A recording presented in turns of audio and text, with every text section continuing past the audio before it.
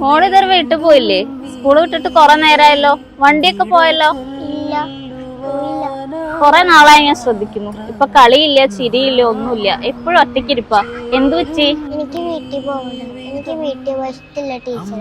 എന്താ മോളുടെ പ്രശ്നം? വീട്ടിൽ ഉപ്പും വഴക്കാം. എനിക്ക് വീട്ടിൽ പോകണം.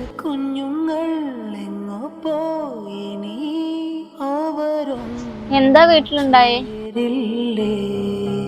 നിങ്ങൾ കണ്ട ഞാൻ എപ്പോഴും ഫോണുമ്പോൾ കളിച്ചോണ്ടിരിക്കുന്നത്?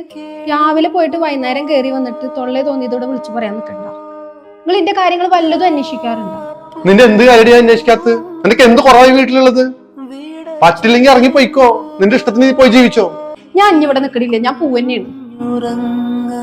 താരാട്ട് പാടുന്നതാരോ